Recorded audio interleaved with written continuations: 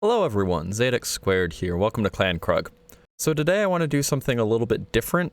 I'm still going to be making a build, but I want to show off how I generally go about making my builds. So I'm going to start off by choosing an exotic. I normally go to my collections and I'll look through. I might look at my weapons and see what exotics I might want to do a build with here, or I'll look at armor and pick one there. Because I'm doing a Titan build today, I'm going to look through the Titan exotics and just look at some of the ones that I might want to do. And just looking through all these, the one that I'm going to pick out for today is Second Chance, mostly because I don't think it's a great exotic, so this is a good chance to be able to show off a build with it and see if it surprises me.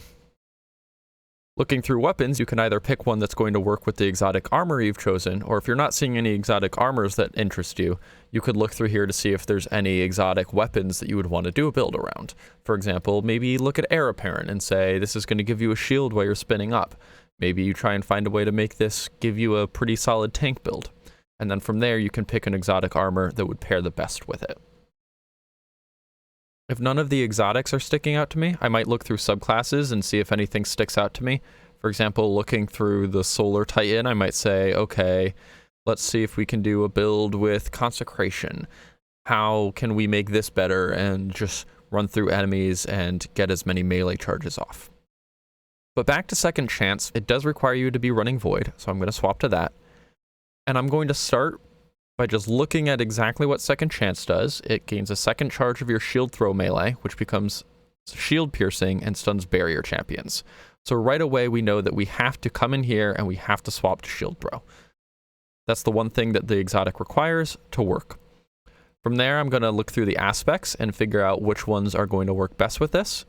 Something like Controlled Demolition is going to be really good. Hitting a target with a Void ability or Volatile Explosion makes them volatile, and then further damage to a volatile target causes them to explode. Because we're going to be using our shield throw, it is a Void ability. It is going to automatically make targets volatile, which is helpful. And we have 2 charges of it, so it's going to help us get it off more. Then looking at Bastion and Offensive Bulwark, Bastion is a good ability. I love it. It's probably my favorite aspect on Void, but I don't think it necessarily pairs too well with this build. All it's really giving to us is an overshield whenever we cast our Barricade or our Super, and while that's helpful, it's not really doing anything for the melee side of this. Whereas Offensive Bulwark, whenever we have overshield, or inside our Ward of Dawn, our grenade charges faster, and we have increased melee range and damage, and our melee final blows extend the duration of our overshield. This is incredibly helpful because we're throwing out 2 different Void melees. These are going to be doing more damage if we have overshield, and because of how shield throw works, it's going to give us overshield on the first shield throw, and on the second one, it's going to do more damage, and because the enemy will now be volatile, it will cause that Void explosion. And if we kill them, it's also going to extend the duration of our overshield, and keep going from there. Finally, we're going to come look through our fragments and see which ones are going to pair best with it. Normally, I'll just unselect all fragments so I can make sure that I'm actually looking at all of them and picking the 4 that are best, but you don't necessarily have to do this. You can just swap out whichever ones you already have for whichever ones you think are best. This just helps me keep a little bit better organized when looking through. So looking through these, I'm looking for anything that's going to help us with explosions or void damage or volatile damage, anything like that, just pairing well with our melee basically. So melee final blows start health regeneration, that's useful. I'm going to throw that over here.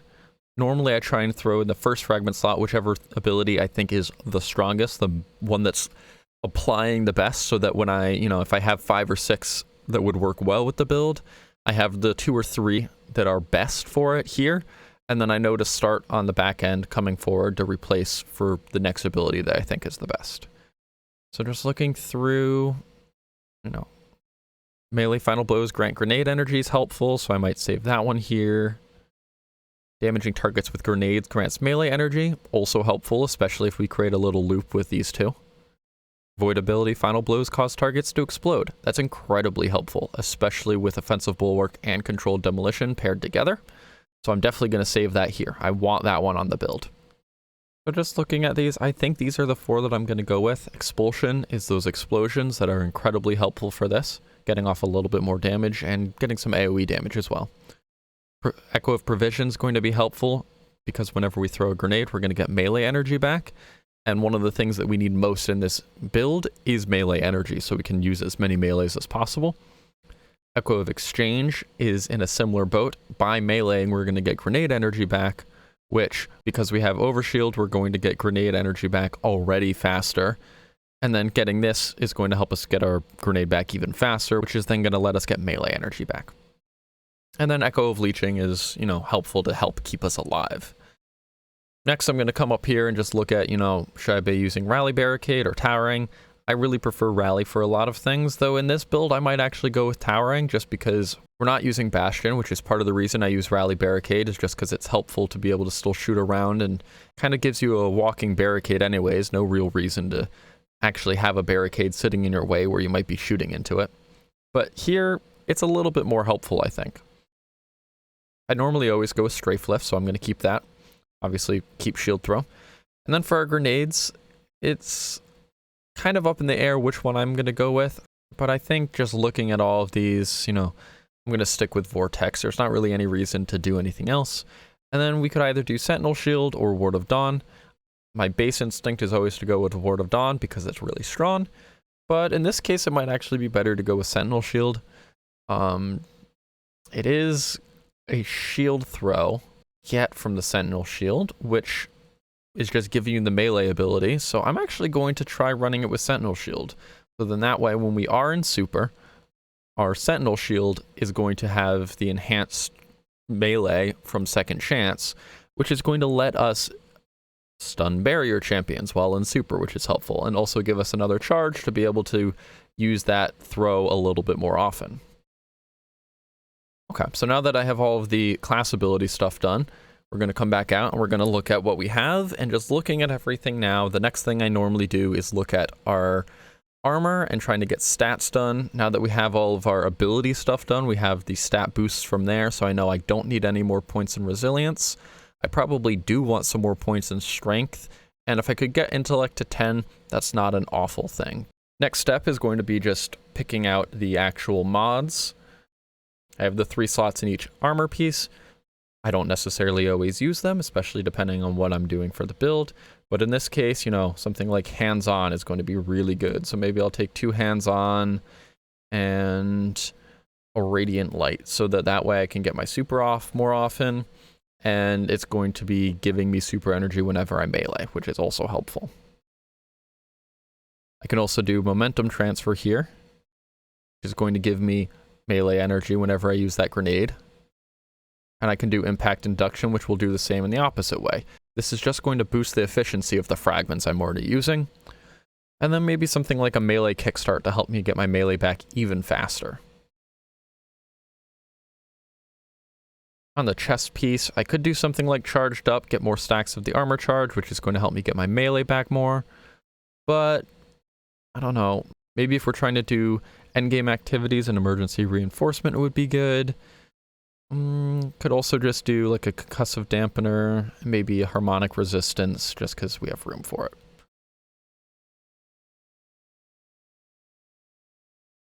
On our legs, I have really been liking using like recuperation or using absolution or something like that. I think I am going to go recuperation here. I think I'll also go stacks on stacks so that we're getting even more armor charge from the orbs that we're picking up. And then maybe an invigoration so that we're getting more melee energy.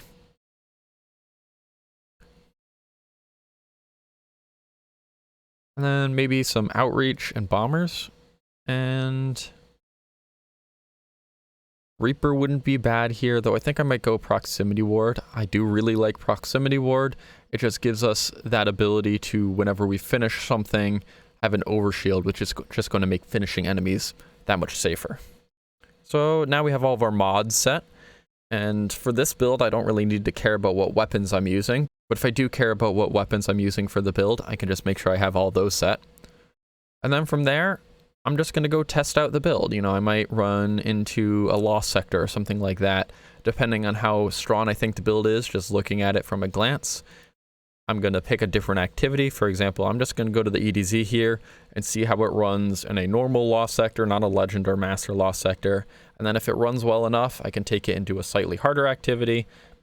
especially for any builds that I know are really strong. I might just take it straight into a harder activity. And I'm just gonna, test it out a little bit, see how it plays, figure out the best strategies to use with it, and figure out if there's any mods or fragments or aspects that I think I should be changing with it. You never know, I might decide, I have so much melee energy coming in from everything that I'm doing, maybe I don't need as much, but maybe I don't get my grenade back as often as I might like, so I can change around some mods to get more grenade energy back rather than more melee energy back.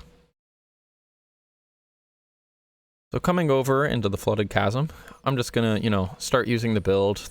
Throwing out a melee, you can see we're not getting any melee energy back from that, but maybe we just try and get a group of enemies here and throw a grenade at them, and we get a little bit of melee energy back from that. And then if we do that, we get more melee energy back.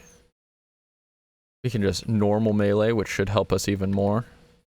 Now we got our grenade back, throw that again. We almost have our melee back.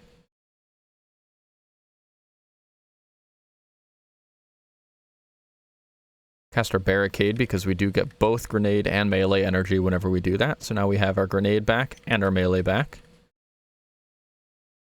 I'm going to throw that melee out. Get overshield back.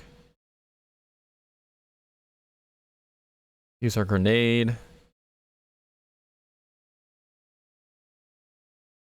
This is, working pretty well, It's not necessarily the strongest. I think it would be nice if we have our grenade and melee energy back up a little bit faster. But it's working about as well as I thought that it would. I'm not expecting it to have 100% uptime on it.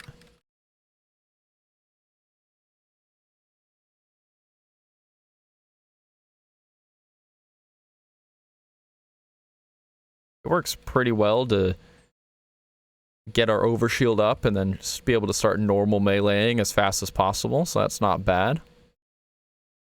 I mean, it's pretty good to, at least in this normal activity, to clear out large groups of enemies, get overshield up, and then be able to start running around meleeing things normally. So now that we've tested the build a little bit in the general activity, I just want to come back in and look over the mods, see if there's anything we need to or want to change. So the first thing that I've kind of noticed is it really does not seem like we're creating enough orbs, which is mostly because I don't have a mod that's creating all that many orbs. So coming in here, what we can do is take heavy-handed, which will make us create orbs of power whenever we kill something with a powered melee final blow. That'll work pretty well to bring everything together on that end, and the only problem there is then I can't run melee kickstart with it unless I'm swapping off of the strength mod. So I think what I'll do is I'll keep momentum transfer, keep melee kickstart, keep heavy-handed, and then I'm just going to swap this over to a mobility mod, get that up to 50. It's going to reduce our strength by 10, but it's workable, especially if we're creating more orbs. Should be better in the long run. I also don't think that we necessarily need the recuperation all that much. Maybe in a higher end activity like a GM it would be more helpful, but in normal activities like I'm running it now, or even something like a raid, I feel like it's not that useful, so I'm going to try running Enervation to get a grenade back a little bit faster. Everything else, just looking at it, seems mostly fine.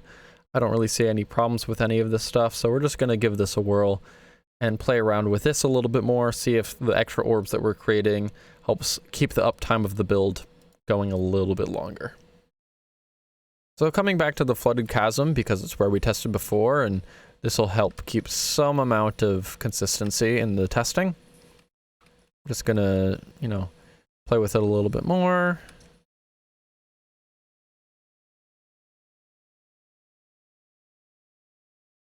So far we're not getting too many orbs, at least not an absurd number.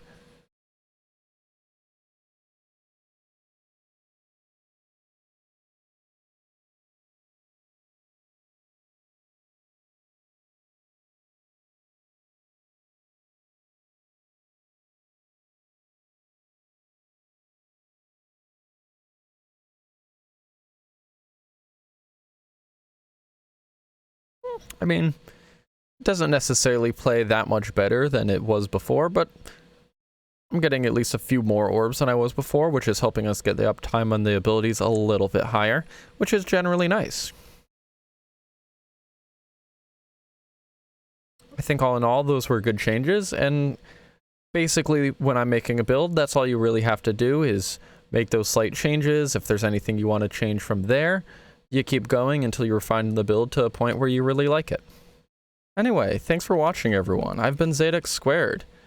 If you'd like to see more videos like this in the future, where I kind of go over, you know, not only how to make builds, but maybe some other parts of the game, stuff about how exactly armor rolls work, and other stuff that maybe new people to the game might not know, I'd love to do a series that's focused more specifically on teaching people how to play endgame Destiny and how to get there and the knowledge base that you might develop while getting there. Just because I know that it can be difficult for new people to learn more about the game and how to play the game, and I'd love to be able to help people get there. So if you'd like to see that, please let me know down in the comments below. Anyway, thanks for watching, everyone. Till next time.